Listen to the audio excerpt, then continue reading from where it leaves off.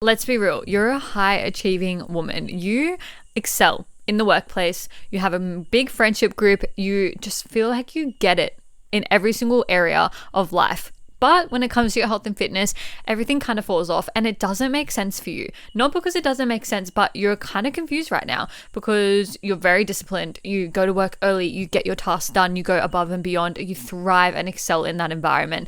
And friendships groups feel so good. You love all your friends, you get along with them so well, you're invited to all the social events, you're just killing it at work, side projects, you actually excel in every area of life. But when it comes to looking after yourself and your health and fitness, which every time you go to the GP, the doctor recommends that you start putting more effort into that, you feel uncomfortable about it. You feel kind of thrown back, thinking there's something wrong with you because you don't thrive in this environment. You don't feel disciplined about doing health and fitness, and you kind of get in a shame spiral about it because you're used to thriving and excelling and being so good at these things, and suddenly you feel almost small again, like you're a beginner at something. I see this so often with high achieving women because you're so busy with work. You work crazy hours. You invest in so many areas of yourself, whether it's getting your hair done, your makeup done, your nails done, getting a tan, getting a nice corporate outfit that really suits the office aesthetic, driving the really fancy car. Like, you have all of that, but then when it comes to actually looking after your health, whether it's internally or externally, it doesn't show. And it makes no sense because you're a high functioning woman. But that's exactly it. You don't lack discipline in that area. You just function so well and so highly in other areas that health and fitness tends to fall to the end of the pecking order. You're not lazy.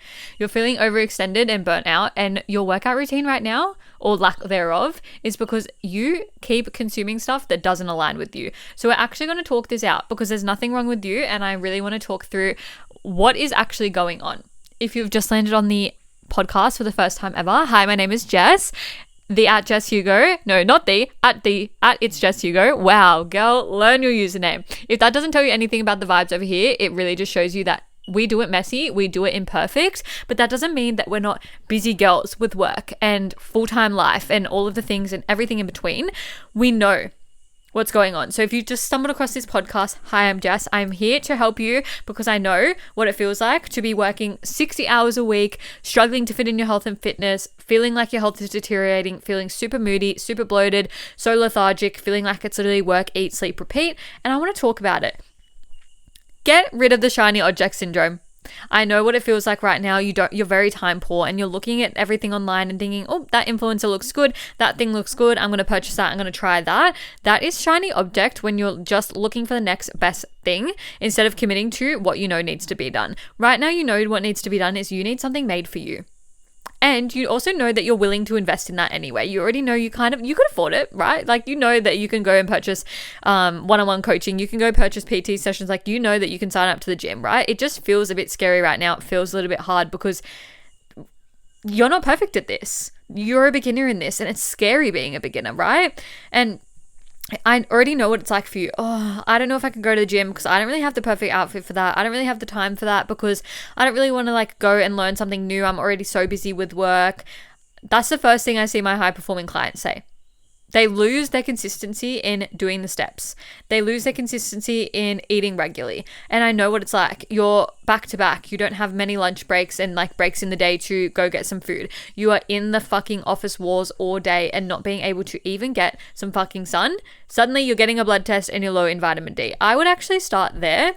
Blood tests are so confronting sometimes because it doesn't really answer our questions of what's going on. It just kind of shows us 101 problems and then we're like, okay, so now what do I do? And then your doctor will be like, oh no, this is actually really good, because they can compare it to the fucking average standard, which the average standard is fucking Joey who smokes a pack of cigarettes a day and is overweight. Yep, you heard it here first. The average Australian isn't even healthy. So I'm not listening to what my GP says anymore.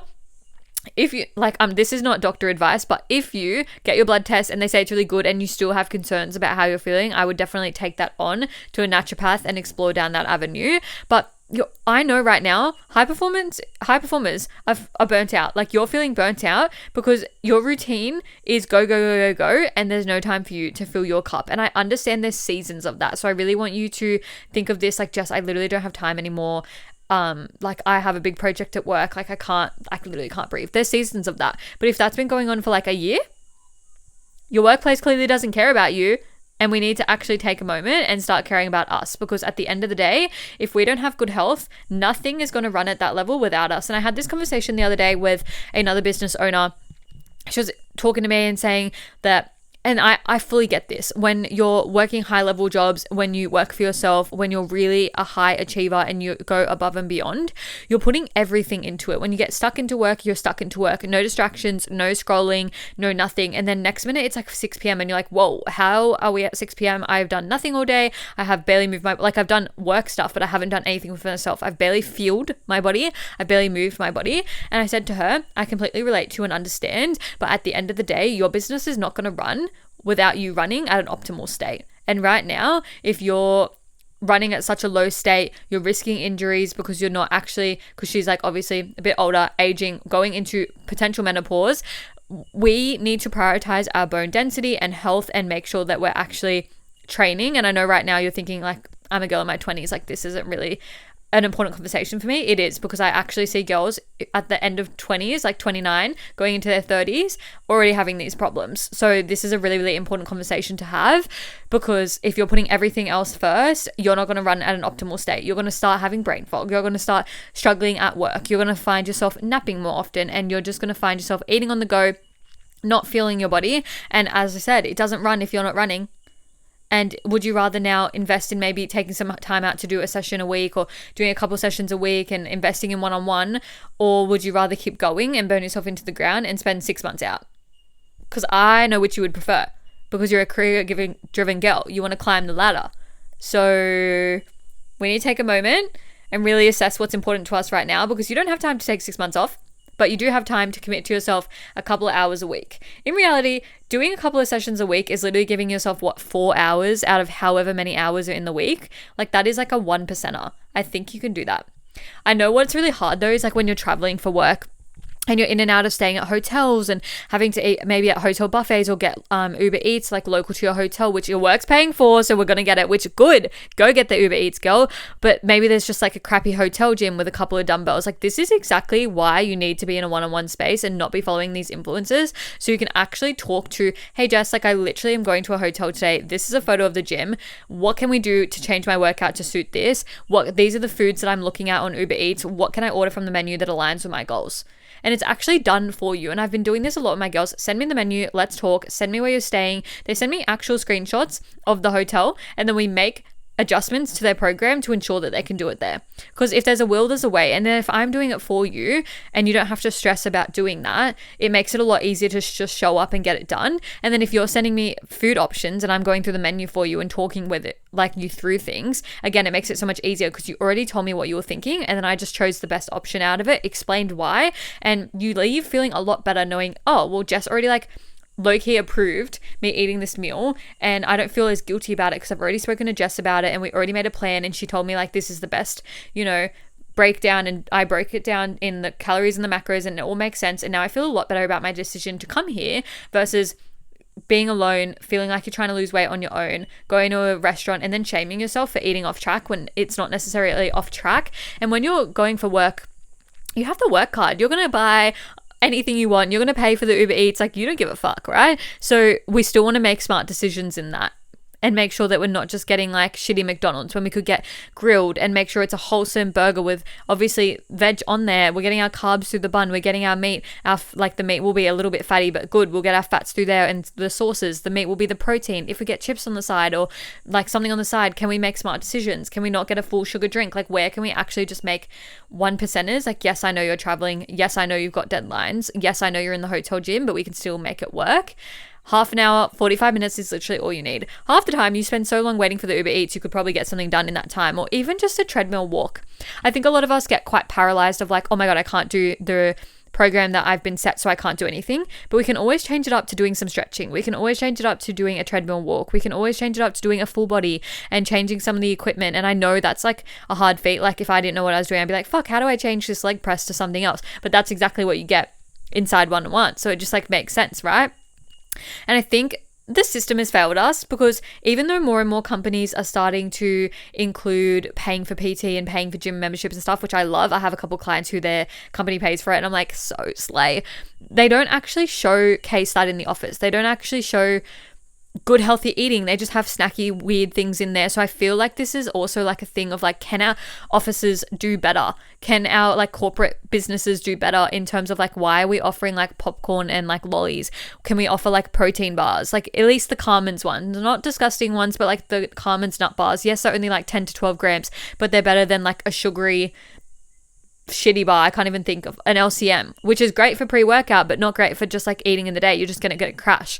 Or even like, why is there like Smith chips in there? And like, what the fuck? Why don't we have like some veggie chips in there, and like, so the veggie sticks? And why don't we have like some fruit options and like some dips and like veg and whatever, so that we're not just like eating packet shit on the go? And this is why I've talked about this before. It actually starts from when we were younger, hey, because we're going to school and these are like the school snacks, and I'm not sure about everywhere else, but obviously in Australia you have that aisle down Woolies that's like all of the packaged school snacks, and it's like roll-ups and fucking cheese and dips and lollies and all this fucking processed shit. But then if you want to eat a little bit better in the health food aisle, it's like $100. And you're like, oh, well, it doesn't even taste that good, which it does. I think we've just been consuming the sugar and having the sugar for so long that we feel like we don't. I genuinely pay $4 for the rice cakes in the health food aisle because I think they're better than the other ones. And I think the ingredients are cleaner, and I think they taste better, and I think they're so much better for like digestion and like leveling out your hormones and all of the things anyway. So I think sometimes it's like we're being like, oh, I'm not gonna buy that because I want to like save $2, but like save $2 to feel shit, it doesn't really add up for me. Make sense? We're high performing women. Why are we trying to save $2 with the fucking rice cakes, you know? But I think it does really start with like the office. We don't learn in school. We don't learn in the like we don't know what we don't know, right? And then it feels really complicated. And this is why it's like, oh, well, it's too hard, right? I'm excelling at work. Fuck this. Why do I need to excel at this? Until it's too late. And you're going in and finding out that your fucking bones are so weak and you're losing density as the days go on and you've got gut health issues. Morbid, I know, but like, it's really unsustainable to not be working on your health and fitness right now in any way, shape or form. And it's going to either present as burnout and crashing out and be out for 6 months, or start doing now knowing that you can be consistent. You're consistent at work, so you know you can be consistent with this. You just need to back yourself and not let yourself fall into the burnout. And like, I see you in this. I used to work 60 hours a week. I would be at work some days at 5 a.m. training until about 12 o'clock. I'd be so exhausted by 12 o'clock because like 5:12, it's almost a full shift. And I don't remember if I would eat my lunch then or I'd eat a pre-workout or whatever. But this is the thing as well. When you're not across all of these things, you don't actually know good timing to eat, like when to eat your pre-workout, when to prioritize your carbs and stuff like that. And as much as like carbs are brain fuel and like really, really important, why are we waking up and eating 70 grams of carbs to sit at the office? Could we break it up and eat like 30 and then maybe use those 40 as like a pre-workout later? You know what I mean? Because they're just sitting there doing nothing anyway and just making us feel a bit sluggish. So being across that. But so I would eat my pre-workout, train, drive to my other job, and then work there until 9 p.m. So I would train in the middle of that because I had time. But like, let's be real. Did I want to do that then? No. Was I tired from the day and knowing I had more work to do in the afternoon? Yes. But it's like, where can we just like get it done, make it happen? Some days the workouts were shit and I felt shit about, oh my God, I didn't lift very heavy and like everything barely moved and I'm frustrated. But like, you're going to be more frustrated at yourself not getting it done than having a shitter. I would rather you have a shitter than be like, oh my fucking God, I didn't get anything done and I'm feeling like shit, because you're just getting into a story of feeling sorry for yourself. And that's why fitness is just lost first, because you don't want to get into any of that. So don't push everything too far out that you start falling off. Don't overcommit. Don't try to be perfect. Don't try to keep up with what others are doing on social media and following on to all this misinformation, because it just makes us feel absolutely shit about ourselves, fall off completely, and then question everything. If you're wanting to chat, you know where to find me. It's Jess Hugo on Instagram. I hope you guys enjoyed this one. I feel like it was like deep, but like we needed to hear it. Like, what the fuck? How is it the end of February already? I know. That is all from me. Rate the podcast 5 stars if you enjoyed this episode, and I will catch you all in the next one. Mwah.